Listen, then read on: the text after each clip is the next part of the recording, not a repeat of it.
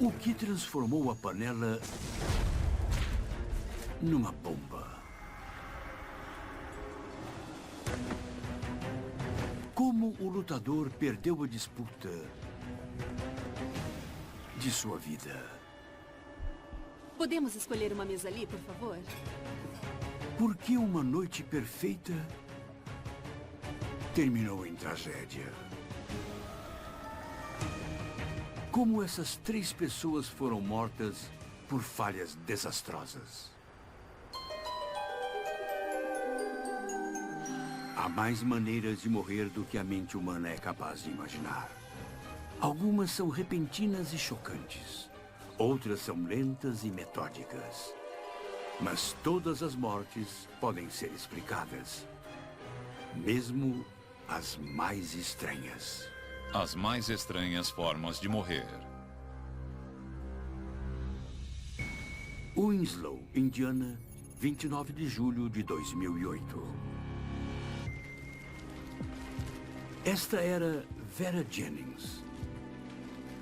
Ela era uma mulher que se orgulhava de suas habilidades. E nesse dia, ela ia usá-las para fazer sua conserva de beterraba. Uma coisa que Vera fazia todos os anos há 50 anos. E que continuava dando a ela o mesmo prazer que meio século atrás. Alô? Oi, Glória. Quem é? É sua mãe. Liguei por causa das beterrabas. Ah, é legal, mãe, mas eu tô muito ocupada. A gente pode conversar depois? Vera podia estar sozinha em seu entusiasmo, mas ela não queria perder tempo. Antes de fazer a conserva de beterraba, ela precisava cozinhá-las. Mas como as beterrabas levam horas para cozinhar, Vera recorreu à sua confiável panela de pressão, que as cozinharia em apenas 15 minutos. Parece mágica, mas seu princípio é científico, como explica Lou Blumfield. Quando você cozinha a comida em uma panela aberta, a maior temperatura que é possível atingir é praticamente a do ponto de fervura da água. Ela não fica mais alta. Para você cozinhar mais rápido, tem que controlar a ebulição. O modo de controlar a fervura da água é fechar a panela com uma tampa hermética, igual à da panela de pressão de Vera. Quando a água ferve, se transforma em vapor. Numa panela lacrada, o vapor não tem como escapar. As moléculas de gás se acumulam e aumentam tanto a pressão como a temperatura, o que significa que a comida vai cozinhar mais rapidamente. Com o tempo, você chega ao ponto onde a temperatura vai ser 10, 15, 20 graus mais alta que o ponto de ebulição normal da água dentro desse ambiente fechado.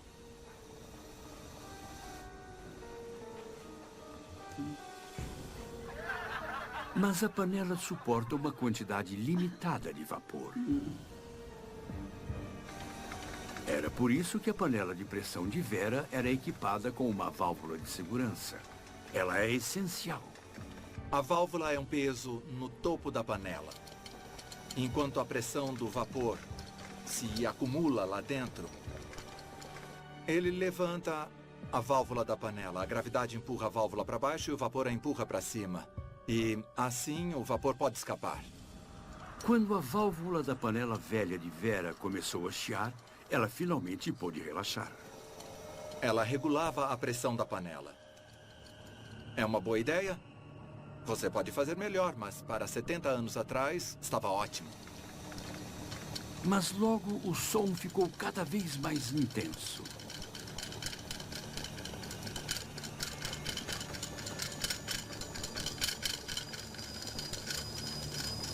A mudança no som da válvula sugere que ela está total ou parcialmente entupida. Passa de um chiado para um assobio. Quando alguma comida entope uma parte da válvula, o espaço para o vapor escapar fica menor. Isso faz com que a pressão se acumule rápido demais. Então a panela emite esse sinal de alerta. E foi por isso que Vera se levantou para verificar. De repente, o som parou e a panela ficou em silêncio total. A falta de som indica que não há vapor saindo da panela. Não há nada para regular a pressão. E sem nada para regular a pressão, você está com uma arma nas mãos. A pressão vai se acumular cada vez mais até alguma coisa acontecer.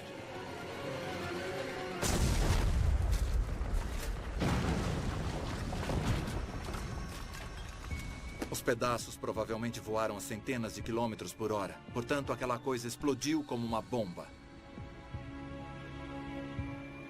Provavelmente o conteúdo da panela acabou arremessado por toda a cozinha em uma grande explosão. Todos os apetrechos que ela usava voaram para todo lado. Devia parecer uma zona de guerra. Poucas horas depois, a polícia chegou. Eles encontraram o corpo de Vera perfurado por um pedaço da panela de alumínio. Tudo o que Vera Jennings queria era fazer sua conserva de beterraba, mas infelizmente, a única coisa que ela preservou foi uma estranha forma de morrer. Fatos curiosos. A primeira panela de pressão foi inventada por um físico francês em 1679.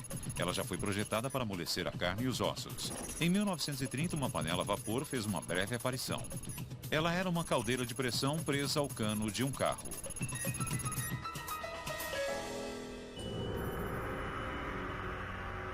Ann Arbor, Michigan, 6 de dezembro de 1997. Este era Gwen Rice. Ele se orgulhava de ser um lutador. E por isso ele adorava a luta olímpica. Ele havia sido um campeão no colegial. Mas não conseguia entrar na equipe da universidade. Sua sorte estava para mudar quando foi aberta uma vaga para o time. Brent, vem aqui. Mas a vaga era numa categoria mais leve que a sua. O limite de peso para ela era 12 quilos menor do que ele estava acostumado. Você está interessado naquela vaga da equipe? Claro que eu tô. Prova para mim que consegue.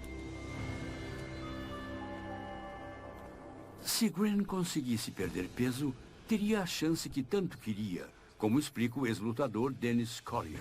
Na luta olímpica, você tem uma vaga para cada categoria. A pressão para atingir o peso ideal é uma das coisas mais estressantes do esporte. O truque é manter os músculos para lutar e perder muita água. Para se qualificar, ele tinha que perder 12 quilos em 13 dias. Parece loucura, mas é possível. Não é impossível perder 2, 4, 6 quilos de água em um período de 24 horas. Eu já vi isso acontecer. Para perder esse monte de água, Gwen chegou ao extremo. Ele colocou uma roupa que não deixava sua pele respirar. É o que eles chamam de roupa impermeável. Imagine que você vai comprimir toda a sua pele num espaço muito apertado, com um material impermeável. Então não há como o suor, a água do seu corpo, evaporar. Se o suor não consegue evaporar, o corpo não esfria. E por isso ele produz ainda mais suor. Tudo isso provoca uma rápida perda de peso. Se você perde 1 litro de suor, você perde 1 quilograma de peso. O interior da roupa vira uma piscina nojenta de suor. Em 10 dias, Gwen havia perdido 4,5 quilos. Mas não era suficiente. Ele ainda precisava perder 7,5 quilos. E tinha apenas 3 dias para conseguir. A ideia de suportar, de se fortalecer enquanto perde peso, é por excelência um fenômeno do mundo da luta olímpica, um distintivo de honra.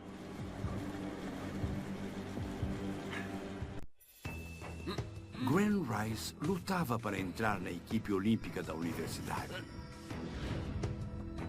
Ele teve uma chance quando o time abriu uma vaga numa categoria mais leve que a sua. Você está interessado naquela vaga da equipe? Claro que eu tô. A vaga seria de Gwen se ele conseguisse perder 12 quilos em 13 dias. Faltava um dia para a pesagem oficial. Ele já havia perdido 9,5 quilos. Mas não era suficiente. Ainda faltavam 2,5 quilos. Ele poderia perder 2,5 quilos em 24 horas. Parar de comer e beber não vai matar você. Mas se você está fazendo coisas como sujeitar seu corpo a temperaturas incompatíveis com a vida humana, isso vai causar problemas. Gwen quis ir além. Ele colocou o aquecedor a uma temperatura de 38 graus Celsius e foi para a bicicleta. A sala estava com uma temperatura superior à do corpo humano. Seus músculos se contraíram, gerando ainda mais calor. Essa é uma combinação perfeita para gerar um grande desastre.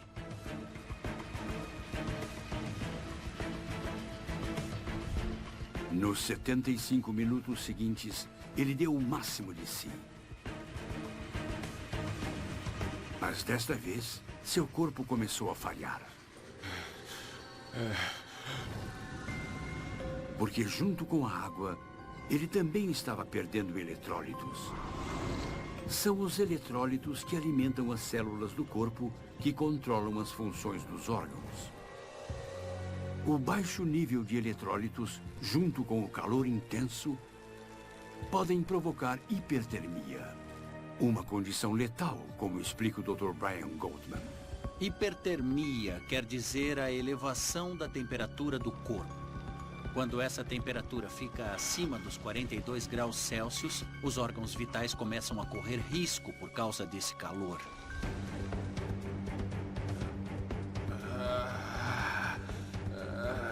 O calor pode cozinhar os órgãos vitais. Ele cozinha o fígado, os rins e pode fazer a mesma coisa com o cérebro. Gwen foi para a balança para sua pesagem final. Ele já estava sentindo os efeitos. Ficou desorientado e lutava para respirar.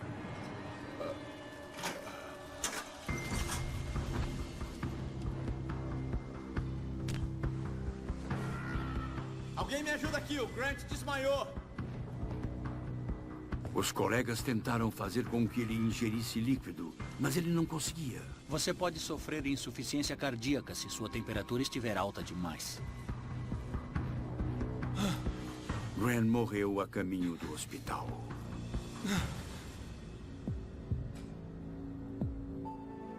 Tudo o que Gwen Rice queria era entrar na equipe da universidade, mas ele só conseguiu se qualificar para uma estranha forma de morrer. Fatos curiosos. Naquele mesmo ano, 2 outros lutadores morreram por perder peso rápido demais. Desde então, as roupas impermeáveis foram banidas da luta olímpica universitária. A luta no óleo, ou luta turca, é o esporte nacional da Turquia. Os atletas passam uma camada de óleo antes de lutar. Montreal, no Canadá.